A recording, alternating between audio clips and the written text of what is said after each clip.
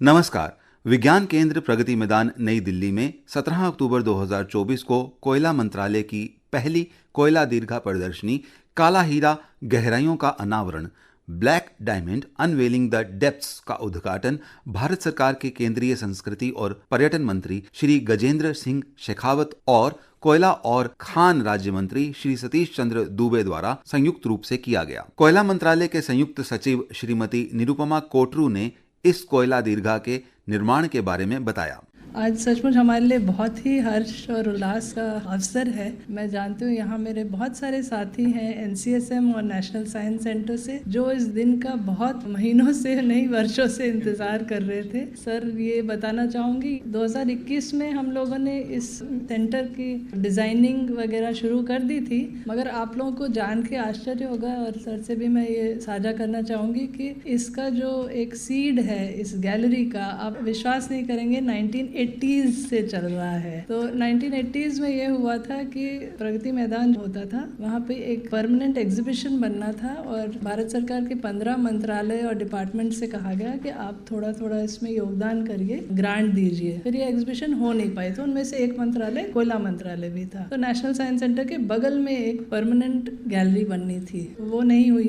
फिर 1995-96 में एक hall of science, technology and energy बनाया गया, तो उसमें कुछ अंश इसका यूज भी हुआ। कोयला मंत्रालय का लगभग 13 लाख करीब इसकी लागत भी आई और अन्य विभागों ने भी कंट्रीब्यूट किया। लेकिन जो कोयला मंत्रालय और कोल इंडिया की तरफ से पूरा राशि थी, धनराशि लगभग 70 लाख की पूरी, वो अनयूज्ड पड़ी थी और कुछ वजह से सबके निगाह से ये बात निकल गई और लोगों ने इस पर ध्यान नहीं दिया। तो आप सोचिए कि 2080 दशक से जो राशि पड़ी थी वो बढ़ के 7 करोड़ तक पहुंच गई 2020 में। और हमारे डीजी साहब को मैं बहुत बहुत धन्यवाद देती हूँ कि इन्होंने जब ये पता किया तो इन्होंने NCSM की जो गवर्निंग बॉडी है उसमें ये प्रस्ताव रखा कि कोयला मंत्रालय से हमें कहा जाए, क्योंकि ये तब तक CAG ने भी देखा था और कहा ये तो गलत है, या तो आप रिफंड कर दें डिपार्टमेंट को या उसका उपयोग करें, ऐसे धनराशि आप रख नहीं सकते। तो इन्होंने अपने NCSM की जनरल बॉडी में ये रेजोल्यूशन पास कराया कि कोयला मंत्रालय से हम औपचारिक रूप से ये विनती करेंगे या वो पैसा वापस ले ले, या ये सुझाव है कि एक कोयला गैलरी बनाई जाए। मेरा सौभाग्य ये था कि मैं तब संस्कृति मंत्रालय में जॉइंट सेक्रेटरी म्यूजियम्स थी। तो संयोग ये है कि चौधरी जी ने मुझे कहा कि मैडम आप कोयला मंत्रालय को कहिए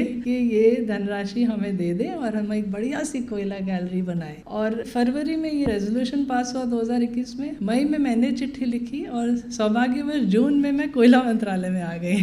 चौधरी जी ने कहा कि मैडम अब आप वहाँ गई हैं, वहाँ से इसको ड्राइव करिए। तो लकीली सभी का बड़ा सहयोग मिला। हमारे कोयला के सचिव, संयोग सचिव, सभी ने बहुत सहयोग दिया। अनिल जैन सर थे उस वक्त सेक्रेटरी। संस्कृति मंत्रालय से बहुत सहयोग मिला और NCSM और नेशनल साइंस सेंटर से जितने हमारे आप टीम देख रहे हैं, सामने सब बैठे हैं। शर्मा जी तब थे director national science centre. Vijay Shankar ji ने हमारे साथ बहुत काम किया। हमारे टेक्निकल टीम तो बैठी ही है, खिमनानी जी, भारती, इन सबों ने जी जान लगाई। और 2 साल में हम जब भी सोचते थे कि इनॉग्रेशन आएगा तो फिर डेट टल जाती थी, तो हम कहते थे कुछ और बढ़ाते हैं इसको। एक तरह से अच्छा ही हुआ क्योंकि हमने बहुत सारे आइडिया लिए। CMPDIL हमारे साथी बैठे हैं यहाँ, इंडिया के अंडर आती है। CMPDIL हमारी डिज़ाइन बॉडी है जो डिज़ाइनिंग करती है कोल इंडिया में। तो इनका बड़ा सहयोग मिला क्योंकि हम चाहते थे कि जो भी इन्फॉर्मेशन हम बच्चों से, युवा से शेयर करें कोल गैलरी में, वो बिल्कुल ऑथेंटिक और करेक्ट होनी चाहिए, डेटा अप टू डेट होना चाहिए। उसमें CMPDIL ने बहुत काम किया। कोल इंडिया का बहुत बहुत मैं शुक्रिया करना चाहती हूँ। सबसे ज़्यादा हर्ष की बात यह है कि 2 मंत्रालयों ने एकजुट होकर इसमें काम किया। हमें कभी नहीं लगा कि हम कोयला मंत्रालय के लिए काम कर रहे हैं या संस्कृति के लिए, ये हम देश के लिए काम कर रहे थे। इससे हमें बहुत सेटिस्फैक्शन मिलता है। और जैसा संत कबीर जी कह गए ना, धीरे धीरे रे मना धीरे सब कुछ होए, माली सींचे 100 घड़ा ऋतु आए फल होए। तो ये फल हमें आज ही देखना था। हम सबका बहुत अच्छा नसीब है और मैं आशा करती हूँ सभी युवा, सभी स्टूडेंट्स हमारे इससे बहुत कुछ सीखेंगे, कोयला का महत्व सीखेंगे। शायद कुछ लोग कोयला में माइनिंग इंजीनियरिंग का भी प्रोफेशन लें। खासकर लड़कियां आजकल बहुत बढ़ रही हैं इस फील्ड में। जब से मैंने मंत्रालय ज्वाइन किया, सिर्फ एडमिनिस्ट्रेटिव और फाइनेंस फाइनेंस में ही होती थी लड़कियां। आज आप विश्वास करेंगे ब्लास्टिंग वगैरह जो कोर माइनिंग एक्टिविटीज है उसमें भी लड़कियां हैं हमारी इंजीनियर्स। तो ये बहुत अच्छी बात है। और कोयले का महत्व और आगे चल के हमें एनर्जी को इस तरह रिन्यूएबल की तरफ जाना पड़ेगा, ये सब आपको इस गैलरी में कंप्लीट इन्फॉर्मेशन मिलेगी। बहुत इन्फॉर्मेटिव गैलरी है और मैं आशा करती हूँ आप सबको बहुत ही पसंद आएगी। कोयला और खान राज्य मंत्री श्री सतीश चंद्र दुबे ने कहा, ऐसा संजोग कभी कभी आता है जब एक मंत्रालय का कार्य दूसरे मंत्रालय के द्वारा इतना सजोकर पेश किया जाता है। मैं आदरणीय मंत्री जी का आभारी और कृतज्ञ हूँ कि साथ ही साथ मैं संस्कृति मंत्रालय के सभी अधिकारियों को हृदय से धन्यवाद करना चाहता हूं।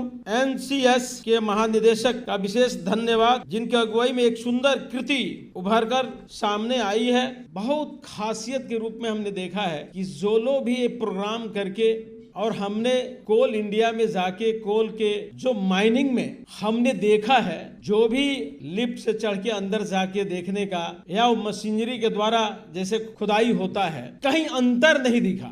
बहुत सुंदर ढंग से सजाने का काम जो हमारे पदाधिकारी के गाइडलाइन में हुआ है, उन तमाम पदाधिकारी और कर्मचारी वर्ग को मेरे तरफ से बहुत बहुत बधाई है। इस गैलरी का बहुधा विशेषताएं तकनीकी का उत्तम प्रयोग, विवरण एवं रोचक सिलसिलेवार होना, भूत वर्तमान और भविष्य के दृष्टि से कोयला अन्वेषण का ब्यौरा अत्यंत रोचक एवं जीवंत रखा गया है। चित्रों के माध्यम से खुले खदानों का जो विवरण दिया गया है वह तो बहुत मंत्रमुग्ध करने वाला है। कोल इंडिया के प्रयास कायाकल्प के नाम से जो प्रयास किया गया है उसे दर्शाने में जो विशेष रूप से प्रयास किया गया है उसके लिए मैं आभार प्रकट करना चाहता हूं। चित्रों के माध्यम से अपने माननीय प्रधानमंत्री जी द्वारा संस्कृति भारत को दिखाने के लिए एक सुंदर पहल की है। इसी तरह रानीगंज खनन बचाव ऑपरेशन कैप्सूल का जो मॉडल है उसके लिए मैं विशेष आभार देना चाहूंगा, क्योंकि सुरक्षा कोयला मंत्रालय और खनन से संबंधित एक महत्वपूर्ण विषय है। और अभी अभी आदरणीय मंत्री जी के द्वारा बताया गया है कि जो माइनिंग हो चुका है, माइनिंग क्लोज होने की स्थिति में है, दोनों विभाग आपस में तालमेल बैठा के पर्यटक के दृष्टि से उस जगह का प्रयोग किया जाए, ये अपने आप में अनूठा पहल है। हम निश्चित रूप से प्रयास करेंगे कि ऐसा पहल कोल मंत्रालय के द्वारा आपके पास आए और दोनों विभाग संयुक्त रूप से मिलकर उजड़े हुए चमन को फिर से बाग किया जाए। दोनों विभाग का पहल अनूठा होगा। आदरणीय मंत्री जी, पूरा भरोसा रखिए कि कोल विभाग आपकी सोच को अक्षर से अक्षर उतारने का प्रयास करेगा। इसी शब्दों के साथ आप सब लोगों को बहुत बहुत बधाई। अब मैं माननीय केंद्रीय संस्कृति एवं पर्यटन मंत्री श्री गजेंद्र सिंह शेखावत जी से निवेदन करना चाहूंगी कि आप अपने प्रेरणादायक शब्दों से हमारा मार्ग प्रशस्त करें। जीवन के एक अत्यंत महत्वपूर्ण पक्ष जिसके बिना जीवन की कल्पना नहीं की जा सकती वो ऊर्जा है, एनर्जी के डिफरेंट फॉर्म्स की रिक्वायरमेंट को पूरा करने वाला कोल। बेशक कोल के डिफरेंट फॉर्मेशंस हमारे जीवन के लिए अत्यंत महत्वपूर्ण होते हैं, लेकिन निश्चित ही मूल्य की दृष्टिकोण से जब देखा जाता है तो प्रत्यक्ष रूप से रत्नगर्भा भूमि के गर्भ से पैदा हुआ डायमंड जो है उसको सबसे प्रीशियस ऐसा माना गया। वेडिंग रिंग से लेकर के और देवताओं के मुकुट तक सब जगह उसे स्थान मिला। लेकिन यदि जीवन चक्र के दृष्टिकोण से देखा जाए तो कोयला जो खुद जल करके डायमंड घिसने के बाद में अपनी चमक से दुनिया को प्रभावित करता है, लेकिन कोयला खुद जल करके जीवन चक्र को संचालित करता है। उस महत्वपूर्ण विषय पर जब आज ये गैलरी यहाँ बनाई गई है जिसे ब्लैक डायमंड का नाम दिया गया, मैं एनसीएमएस परिवार को, संस्कृति मंत्रालय को और ministry of coal and mines जिनके संयुक्त तत्वावधान में इनिशिएटिव लिया गया, मैं इस नामकरण के लिए अपनी बात रखने से पहले हृदय पूर्वक धन्यवाद करते हुए इनका अभिनंदन करना चाहता हूँ। आज इस उद्घाटन के अवसर पर हम सब के बीच में उपस्थित कोयला मंत्रालय के राज्य मंत्री मेरे मित्र श्री सतीश चंद्र दुबे जी, मंच पर उपस्थित भारत सरकार के संस्कृति मंत्रालय के सम्माननीय सचिव श्री अरुणीश चावला जी, कोयला मंत्रालय के संयुक्त सचिव आदरणीय श्रीमती निरुपमा पोटरू जी, संस्कृति मंत्रालय के संयुक्त सचिव श्री संजय कौल जी, मंच पर उपस्थित डायरेक्टर जनरल एनसीएमएस जिनका विशेष रूप से अभिनंदन हम सबको करना चाहिए। इस अप्रतिम गैलरी को जिस तरह से डिपिक्ट किया है उसके महानिदेशक श्री एडी चौधरी जी, मंच पर उपस्थित श्री प्रमोद ग्रोवर जी, सभागार वेबिनार में उपस्थित संस्कृति मंत्रालय, भारत सरकार के कोयला एवं खनिज मंत्रालय के सभी अधिकारीगण, विभिन्न विद्यालयों के आए हुए विद्यालय परिवार के सभी शिक्षक वृंद और प्यारे विद्यार्थी साथियों, जैसा मैंने कहा कि कोयला हम सब लोगों के जीवन में अत्यंत महत्वपूर्ण स्थान रखता है। जब मैं आपकी उम्र का था, मेरे बचपन में कोयला प्रत्यक्ष रूप से बहुत सारे तरीकों से हमारे जीवन के साथ में जुड़ा हुआ था। घर में भोजन पकता था, वो कोयले पर पकता था। सर्दी के दिन में अंगीठी जलती थी, वो कोयले पर चलती थी। जिस रेलगाड़ी का स्मरण हम सब के बचपन में था, बचपन में पढ़ाया जाता था, छुक छुक गाड़ी, वो कोल और स्टीम से चलती थी। प्रत्यक्ष और अप्रत्यक्ष रूप से हम कोयला हमारे जीवन में निरंतर सामने प्रत्यक्ष रूप से समाहित था। लेकिन आज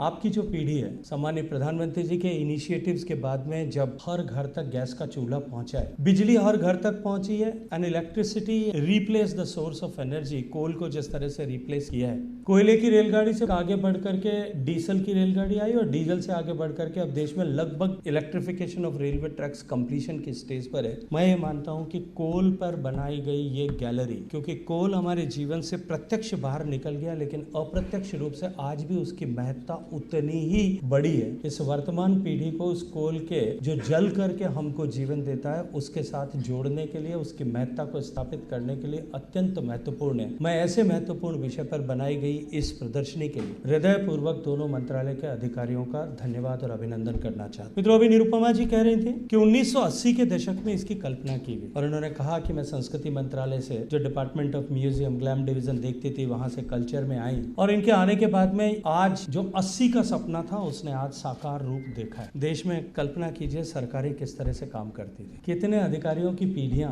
कि कोयले पर एक इस तरह की गैलरी बननी चाहिए, वो पीढ़ियां सेवा में आई और सेवा से सेवानिवृत्त होकर के उस विभाग से चली गई, वो सपना उनके मन में रहे। ऐसे अनेक विषयों पर हम विचार कर सकते। सम्मानीय प्रधानमंत्री जी के नेतृत्व में जिस तरह से देश में whole of the government approach के साथ में काम करना प्रारंभ किया गया, जिस तरह से स्पीड और स्केल पर काम करना प्रारंभ हुआ है, जिस तरह से परिकल्पनाओं को धरातल पर उतारने का जो व्यवस्था जिस तरह से बदली है, मैं ये मानता हूं कि इस गैलरी का बनना whole of the government approach और स्पीड एंड स्केल दोनों का एक नायाब उदाहरण हम सब लोगों के सामने है। मैं इस अवसर पर आप सबका स्वागत और अभिनंदन करते हुए आज का दिन, क्योंकि विशेष महत्वपूर्ण दिन, एक तरफ आज भगवान बुद्ध का अभिधम्म दिवस है, जब भगवान बुद्ध ने स्वर्ग से वापस लौट करके अपने परिवारजनों को, अपनी माता को और उनके नेतृत्व में काम करने वाले ऐसे धम्म के लोगों को ज्ञान दिया था। आज का दिन निश्चित रूप से और भी महत्वपूर्ण है। महर्षि वाल्मीकि का जन्म दिवस है, आज मीराबाई का जन्म दिवस है और इन सब से ऊपर उठ करके आज गुरु पूर्णिमा का दिवस। यहाँ उपस्थित सभी गुरुओं के सम्मान में नतमस्तक होकर के मैं उनको प्रणाम करता हूँ, उनका अभिनंदन। हमारे शास्त्रों में जैसा मैंने कहा कि धरती को रत्न गर्भा ऐसा कहा गया और लिखा गया, रत्न गर्भा धरा सुस्मिता श्यामला दिव्य तीर्थास्तथा पर्वता सिंधवे। और ये कल्पना की गई कि ये धरती हमें अनेक तरह से समृद्ध करती, ये रत्न गर्भा धरती हमें अनमोल रत्न और खनिज प्रदान करती है और यही कारण है कि धीरे धीरे मानव के उद्विकास के साथ में, इवोल्यूशन ऑफ ह्यूमन बीइंग के साथ में, धरती के इन बहुमूल्य रत्नों ने मानव के उद्विकास में बहुत बड़ी भूमिका का सृजन किया है। हमारे लिए गर्व की बात है कि भारत में लोहे और कोयले, इन दोनों के खनिज, इन दोनों के खनन को लेकर के बहुत लंबा इतिहास रहा है। भारत में हजारों वर्षों से इन दोनों के उत्खनन पर काम भी हुआ और इन दोनों पे बहुत प्रगति भी हुई, लेकिन कालांतर में भारत के इतिहास वेत्ताओं ने जब इस विषय पर लिखा, डॉक्टर धर्मपाल ने जब अपनी पुस्तक हिस्ट्री और इवोल्यूशन ऑफ इंडिया लिखी, तब भी उन्होंने अपने शोध कार्यों में उत्खनन में भारत की, माइनिंग में भारत की जो प्रोविस थी उसके बारे में विस्तार से लिखा है। मित्रों, हम सम्मानीय प्रधानमंत्री जी के नेतृत्व में दुनिया की 5वीं बड़ी अर्थव्यवस्था बनी। फ्रेजाइल 5 से लेकर के जब भारत को साउथ अफ्रीका के साथ, इंडोनेशिया के साथ, ब्राजील के साथ में जब ऐसी इकोनॉमीज में रजिस्टर किया गया था जो कभी भी भरभरा कर गिर सकती, वहां से लेकर के इस बदलते हुए समय में पिछले 10 साल के कालखंड में रोबस्ट 5 इकोनॉमीज के रूप में उभरे और न केवल उभरे, अभी तो हम सबसे तेज गति से प्रगति करते हुए जर्मनी और जापान को पीछे छोड़ करके दुनिया की तीसरी बड़ी अर्थव्यवस्था बनने की दिशा में आगे तेजी से बढ़ रहे। पूरा विश्व इस बात को संवेद स्वर से स्वीकार करता है कि Bharat is a power house of global economy as on date. It is a lighting lamp in the darker economy, a darker era of economical recession throughout the world. और ऐसे महत्वपूर्ण समय में जब हमारी एनर्जी की आवश्यकता बढ़ती हुई इकोनॉमी के साथ में निरंतर बढ़ने वाली है, और कोयला जो हमारी रत्नगर्भा धरती ने, आप सब लोग जब इस गैलरी को देखेंगे किस तरह से सदियों सदियों लाखों वर्षों पूर्व से जब टेक्टोनिक शिफ्ट के कारण से प्लेट्स जो हैं वो डिस्टर्ब हुई, चेंज हुई, रिलोकेशन ऑफ इंडियन सब कॉन्टिनेंट हुआ, उसके बाद में जिस तरह से भारत अस्तित्व में आया और कोयले की प्रत्यक्ष रूप से उपयोग तो हमारा कम हुआ, लेकिन आने वाले समय में हमारी एनर्जी की रिक्वायरमेंट्स को बनाए रखने के लिए और हमारी बढ़ती हुई इकोनॉमी के साथ में उसको इन सिंक रखने के लिए कोयले की महत्ता हमारे लिए और भी अधिक महत्वपूर्ण आने वाले समय में होने वाली है। ऐसी परिस्थिति में जब सम्माननीय प्रधानमंत्री जी का ये संकल्प कि हम विरासत का भी सम्मान करें और विकास भी करें, तब इस इवोल्यूशन ऑफ कोल माइनिंग को दिखाने के लिए निश्चित रूप से ये गैलरी एक महत्वपूर्ण और सार्थक प्रयास होगी। इस गैलरी के माध्यम से न केवल नई जनरेशन को कोयले जैसे महत्वपूर्ण विषय के साथ में जुड़ने का सौभाग्य मिलेगा, कोल माइनिंग से जुड़े हुए विभिन्न विषयों को प्रत्यक्ष रूप से जानने और समझने का अवसर मिलेगा, और इसके साथ साथ में जिस तरह से एनसीएमएस की टीम ने एक सिमुलेशन के साथ में सिमुलेटर्स बना करके एक real time experience of coal mining देने का प्रयास किया है, मैं ये मानता हूं और विश्वास के साथ में उसको देखने के बाद में अब यहाँ खड़े होकर के कह सकता हूँ कि हमको कोल माइनिंग देखने का सौभाग्य मिले न मिले, लेकिन इस गैलरी में आकर के जो व्यक्ति एक बार आधा घंटा जो स्टूडेंट अपना निवेश करेगा, कोल और एनर्जी से जुड़े हुआ प्रश्न वो वहां से लेकर के अगर सिविल सर्विसेज का एग्जाम भी कभी जाकर के देगा तो शायद उसको कहीं सोचने की आवश्यकता नहीं पड़ेगी। इस बारीकी के साथ में इसका चित्रण जो है वो यहाँ पर किया गया। मित्रों, भारत की आर्थिक प्रगति, जैसा मैंने कहा कि पिछले हजारों सालों का इतिहास उठा करके देखें, भारत की गोल्डन एरा से लेकर के एक बार भारत की डार्कर एरा और डार्कर एरा से वापस जब हम गोल्डन एरा की तरफ बढ़ रहे हैं, सूर्योदय के समय में जब भारत पूरे विश्व की अपेक्षाओं और आकांक्षाओं का केंद्र बना है, उस समय में निश्चित रूप से हमारे लिए कोयला अत्यंत महत्वपूर्ण है। आने वाले समय में माननीय प्रधानमंत्री जी ने जिस तरह से घोषणा की है, उद्घोष किया है, और विश्व के पटल पर माननीय प्रधानमंत्री जी ने जो ग्लासगो समिट में बात की थी और उसके बाद में जिस तरह से उन्होंने कहा कि हमारा संकल्प जो है वो पर्यावरण के प्रति अक्षुण्ण है और बदलेगा नहीं, क्योंकि उस समय जिस तरह की परिस्थितियों में अमेरिका ने उससे अपने आप को विड्रॉ किया, उसके बाद में कहा उन्होंने कि पेरिस और no Paris, our commitment is inevitable, it will be there always. लेकिन फिर भी कोयले की महत्ता आने वाले समय में हमारा संकल्प है कि हम 2070 तक नेट जीरो कार्बन स्टेटस पर पहुंचेंगे, लेकिन फिर भी कोयले का अप्रत्यक्ष रूप से उपयोग कोल बेड मिथेनाइजेशन के माध्यम से या कोल गैसिफिकेशन के माध्यम से जिस दिशा में दुनिया और देश आज तेज गति के साथ में काम कर रहा है, निश्चित रूप से आने वाले समय में भी हमेशा रेलेवेंट बना रहेगा। इस गैलरी को स्थापित करने में जिस तरह से दोनों मंत्रालयों ने मिलकर के प्रयास किया है, मैं ये मानता हूं whole of the government approach का एक नायाब उदाहरण तो है ही, और किस तरह से दो मंत्रालय साथ मिलकर के काम कर सकते हैं। और मैंने अभी इस गैलरी को जब देखा, मुझे दिखाया जा रहा था, जब मुझे इन सब विषयों के बारे में बताया गया, गैलरी में अबंडेंट कोल माइंस को किस तरह से कन्वर्ट किया जा सकता है उसके बारे में चर्चा की, तब मैंने कहा, और मैं माननीय मंत्री जी से भी आग्रह करूंगा, उन्होंने हालांकि आगे बढ़कर के इस बात के लिए मुझे भरोसा दिलाया है, हमने कोयला मंत्रालय और संस्कृति मंत्रालय को मिलकर के एक गैलरी को बनाया, लेकिन मेरे दूसरे मंत्रालय कोयला मंत्रालय और टूरिज्म मिनिस्ट्री साथ मिलकर के अबंडेंट कोल माइंस को सुंदर रमणीक पर्यटन स्थल, टूरिस्ट डेस्टिनेशंस की तरह किस तरह से डेवलप कर सकती है, इस पर हमें तेज गति से काम करने की आवश्यकता निश्चित रूप से है। ये साझेदारी देश में एक नया आयाम जो है वो उत्पन्न करे। हम सब जानते हैं, और इस गैलरी को देखने के बाद में आप सब ने पढ़ा भी होगा, गैलरी अगर देखेंगे तो आप पाएंगे कि किस तरह से लाखों वर्षों तक जमीन के गर्भ में रह करके धीरे धीरे उस दबाव को सह करके और कोयले की उत्पत्ति हुई। और कोयला अपने आप में प्रेरक इसलिए है कि कोयला इस बात का प्रत्यक्ष उदाहरण है कि दबाव और संघर्षों के साथ में मिलने वाली सफलता है वो अत्यंत रोमांचक भी होती है, और साथ साथ में जो सफलता जो है वो प्रेरक भी होती है। जिस तरह से कोयला और हीरा हजारों लाखों साल तक जमीन में दबे रहने के बाद में सोर्स ऑफ एनर्जी के रूप में प्रस्फुटित होता है, ठीक उसी तरह से इन सारे दबावों और चुनौतियों के बीच में यदि हम ठीक से अपने आप को समर्पित करें तो इस बदलते हुए परिदृश्य में जब विश्व बदल रहा है, भारत बदल रहा है, और हम सब एक ऐसी असीम संभावनाओं के द्वार पर खड़े, और क्योंकि मैं युवाओं से बात कर रहा हूँ, स्टूडेंट से बात कर रहा हूँ, we are the most fortunate people, और आपकी पीढ़ी सबसे ज्यादा सौभाग्यशाली पीढ़ी है। वो इसलिए क्योंकि आपको उस समय में इस देश में जन्म लेने और काम करने का अवसर मिला है जब देश बदलाव के रास्ते पर है, देश बदल रहा है। Our country is undergoing era of transformation, and whenever a society or a country or any organization it undergoes era of transformation, जब वो ऐसे बदलाव के दौर से गुजरता है तब उसकी पीढ़ी का और विशेष रूप से युवा पीढ़ी का सबसे ज्यादा महत्ता होती है, और वो सबसे ज्यादा सौभाग्यशाली भी होती है। मित्रों, इससे पहले भारत के पास में ऐसा अवसर आजादी की लड़ाई के समय आया था, और उससे पहले अगर हम इतिहास उठा करके देखें तो शायद शताब्दियों में एक आध बार ऐसा अवसर आता है जब इस तरह का ट्रांसफॉर्मेशन किसी देश या समाज में होता है। हम सौभाग्यशाली हैं कि हमें जब देश बदल रहा है, जब भारत विकासशील देश से विकसित होने की दिशा में जा रहा है, जब हम अमृत काल में प्रवेश कर चुके हैं और इस 25 साल में एक कन्विक्शन के साथ में हम विकसित भारत होने की दिशा में आगे बढ़ रहे हैं, तब ये युवा पीढ़ी और आपकी पीढ़ी, जो बच्चे मेरे सामने बैठे हैं, इन युवा साथियों की पीढ़ी सबसे ज्यादा सौभाग्यशाली पीढ़ी है। और वो सौभाग्यशाली इसलिए है कि आपकी पीढ़ी एकमात्र ऐसी पीढ़ी होगी जो गर्व के साथ में ये कह सकेगी कि हमने इस देश का बदलाव किया, और उस गर्व के साथ में कि हमारे बदले हुए देश में हम विकसित देश में रहने का सौभाग्य प्राप्त कर रहे हैं। क्योंकि मंच पर जो लोग बैठे हैं वो दृष्टा की तरह, शायद वो अपने प्रयत्नों से, अपने प्रयासों से, मेरी उम्र के लोग जो हैं वो शायद देश के इस बदलाव के साथी तो बन सकेंगे, सारथी भी बन सकेंगे, सहयोगी भी हो सकेंगे, लेकिन आने वाले समय में जब तक देश बदलेगा, जब देश विकसित होगा, 25 साल बाद में शायद हम उसमें नहीं होंगे। लेकिन आप लोगों की पीढ़ी ऐसी है को बदलाव की सारथी भी होगी, इस बदलाव की वाहक भी होगी, और इस बदले हुए भारत में रहने का सौभाग्य भी प्राप्त करेगी। उसके बाद की जो पीढ़ियां आएंगी वो बदले हुए भारत में तो रह सकेंगी, लेकिन वो सम्मान के साथ में ये नहीं कह सकेंगे ये बदलाव हमने किया है। आपकी पीढ़ी एकमात्र ऐसी पीढ़ी है। आप ऐसी पीढ़ी के लोग हैं जो अपने आप को भगत सिंह की पीढ़ी से तुलना कर सकते। उन्होंने देश के लिए अपना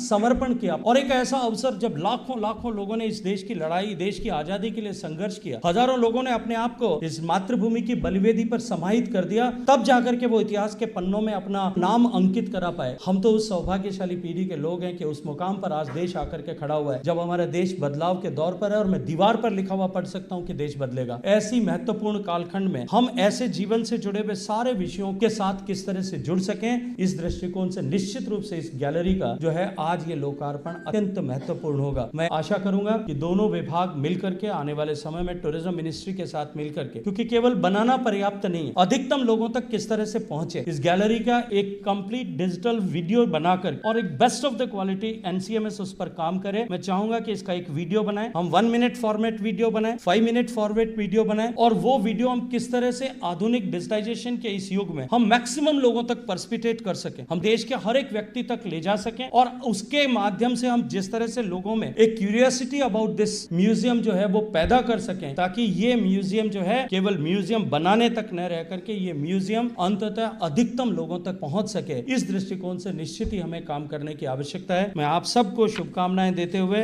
जो जीवन का सार, आप देखिए पुराने जमाने में जब मैंने कहा कि प्रत्यक्ष रूप से जब कोयला हमारे जीवन में समाहित था, तब कोयले पर आप नीचे जाकर के देखेंगे कोयले के विषय को जुड़ करके किस तरह से मूवीज बनी, कोल माइंस में किस तरह से एक्सीडेंट्स हुए, उन एक्सीडेंट्स को लेकर के जो काला पत्थर, अमिताभ बच्चन साहब की मूवी जब मैं छोटा था, स्कूल में पढ़ता था, उस समय में बनी थी। वो काला पत्थर झारखंड के चासनाला में जो एक्सीडेंट हुआ था, उस एक्सीडेंट को लेकर के वो पिक्चर बनाई गई थी। बाद में रानीगंज हादसे को लेकर के भी, रानीगंज मूवी शायद आई थिंक अक्षय कुमार उसमें लीड रोल में थे, वो मूवी बनी। कोयला हमारे जीवन में किस तरह से समाहित था। संत कबीरदास जी ने उसमें लिखा, लकड़ी जल कोयला भई, कोयला जल भई राख, मैं बावरी ऐसी जली न कोयला भई न राख। लेकिन ये बहुत गहरा अर्थ उनके उस वाक्य में था, उनके इस दोहे में था कि लकड़ी जल करके कोयला भई और कोयला राख बन गया, लेकिन मेरा जीवन इतना निस्सार रहा कि मैं न कोयला बन पाया और न राख बन पाया, और जीवन समाप्त हो गया। मित्रों, हम सौभाग्य के उस द्वार पर खड़े हैं जब हम कोयला भी बन सकते हैं, और हम अपनी कोयले की बनी हुई अग्नि से प्रज्वलित करके इस देश को बदल सकते हैं। हम इस देश के बदलाव के सार्थक सारथी बनेंगे। राष्ट्रीय विज्ञान संग्रहालय परिषद के महानिदेशक श्री A.D. चौधरी ने धन्यवाद प्रस्ताव प्रस्तुत किया। Respected Honorable Minister of Culture and Tourism, Sri Gajendra Singh Shekhawat ji, Honorable Minister of State for Coal and Mines, Sri Satish Chandra Dubey ji, Ministry of Culture Secretary Sri Arunesh Chawla ji, Srimati Nirupama Katru, Joint Secretary and Financial Advisor, Ministry of Coal and Mines, Sri Sanjay Kaul, Joint Secretary, Museum Division, Ministry of Culture, distinguished guests, I would say colleagues from the Coal Ministry who have joined hands with us in this effort, my colleagues from NCSM, young students from schools and colleges who have assembled here today on this auspicious day for this very important event that National Science Centre Delhi has hosted, my friends from the print and electronic media, from the social media who have assembled here today. On behalf of National Council of Science Museums, I would like to extend my sincere thanks and gratitude gratitude to our Honorable Minister of Culture and Tourism, Sri Gajendra Singh Shekhawat ji. Sir, your words have inspired us a lot, and I think with your encouragement, we'll be able to take many more such challenging projects in the years to come, in the days to come, to fulfill our mandate of popularizing science and creating a culture of science in our society. Thank you, sir, for being with us here today and for